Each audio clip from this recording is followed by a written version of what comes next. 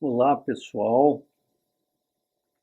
Quando a gente chega, já tem uma certa rodagem no mundo, né? Você às vezes fica lembrando algumas coisas. Às vezes fiz algumas entrevistas muito especiais. A mais gostosa delas foi com o diretor francês Claude Chabrol. O Chabrol, por alguma razão, talvez por filmar muito, talvez por ser mais classicizante, talvez por ser quase um diretor de gênero que se celebrizou por alguns policiais, né, ou por umas tramas que tinham a ver com policiais, ele foi o menos, acabou sendo o menos mitológico dos cineastas da Nouvelle Vague. E, no entanto, ele era uma pessoa, não só um cineasta admirável, né?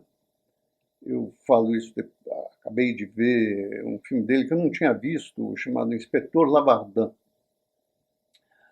O Chabrol é um cineasta da mise-en-scène, né? Aquele que sabe mexer delicadamente os seus personagens, os seus cenários, a sua trama, fazer disso tudo um conjunto muito forte, né? Aqui lidando com um assassinato de um homem muito pio, muito crente, né? Em uma cidadezinha, e é um escritor, né, também. Ele trabalha com muita leveza, né, um tema como um assassinato, né? Um assassinato em que a família está envolvida de certa forma, em que ele está envolvido com a viúva porque ele foi apaixonado por ela no passado, né? Então são todos elementos muito intrigantes que às vezes surgem, mas que ele trata de uma maneira muito suave, né? É com suavidade, é com leveza, é com humor, né? Então não precisa fazer uma coisa brutal, uma coisa horrível e tal. Você pode fazer isso de uma maneira que seja agradável ao espectador, né? E eu acho que ele fez isso a carreira toda, né? Fez isso no um filme. É curioso, né? Porque eu acho o Chabrol um caso muito interessante de mudança, né? De uma alteração profunda na maneira de distribuição dos filmes, né? Quer dizer, quando a gente estava nos anos 60 e 70, e o Chabrol filmava muito, ele é irregular, nem todos os filmes dele são maravilhosos, alguns são maravilhosos, outros são muito bons, outros são ruins, né?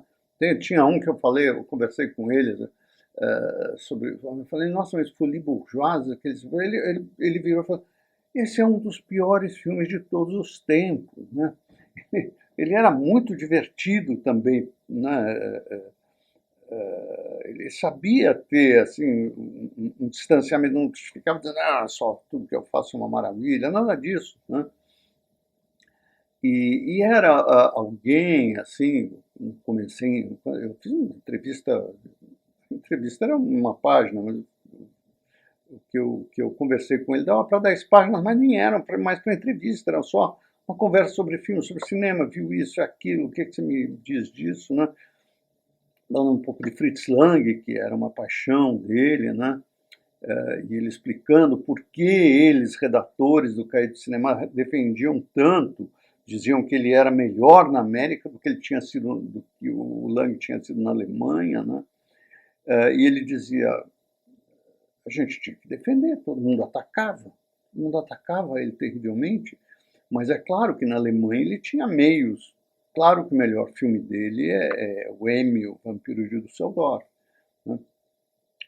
Que é verdade, né? Eu acho que tem momentos magníficos no cinema americano, né, quando ele está nos Estados Unidos, mas, né, claro que na Alemanha ele era o czar, ele era o Kaiser, quer dizer, né, o czar não, mas o Kaiser mandava e desmandava, pitava mesmo, né?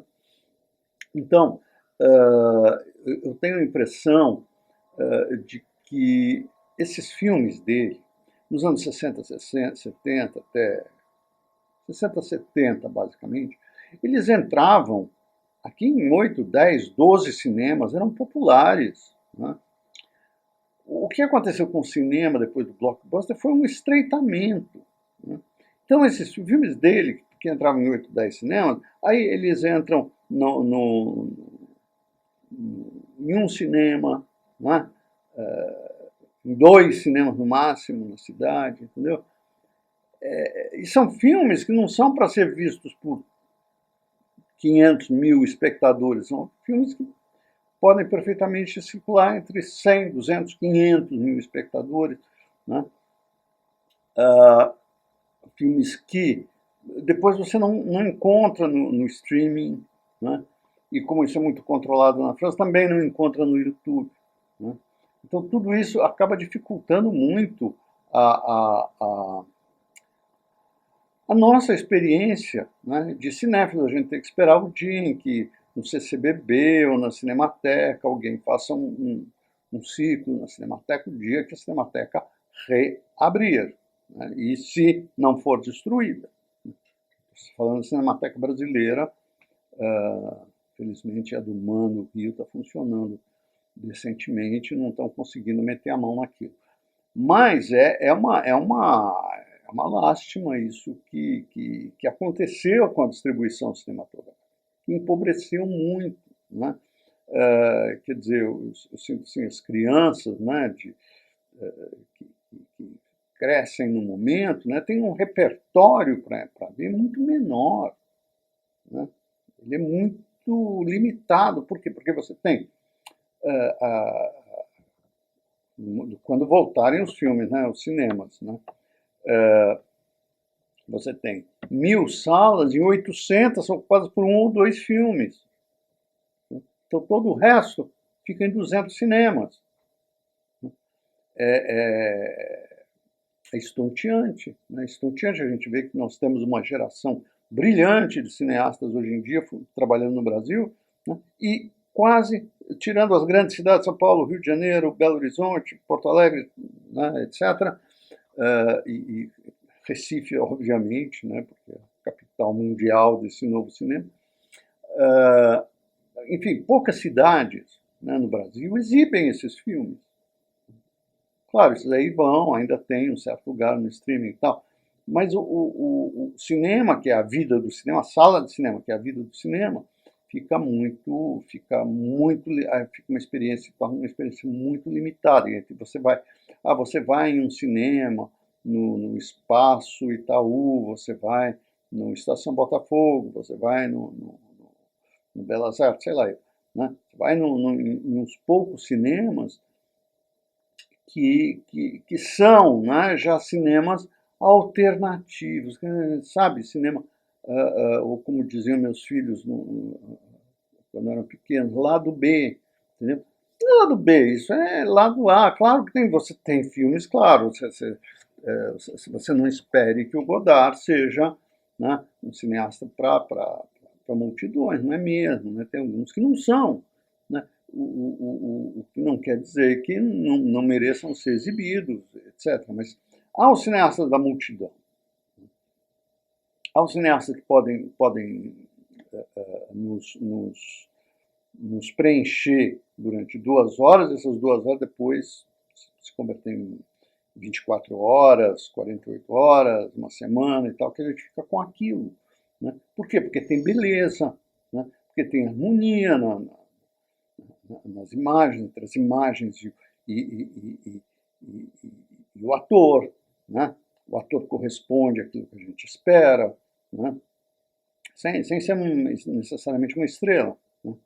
Mas eles correspondem, está próximo do cineasta, está próximo do assunto, está vestido conforme, quer dizer, anda, se move, né, de uma maneira que a câmera o capta com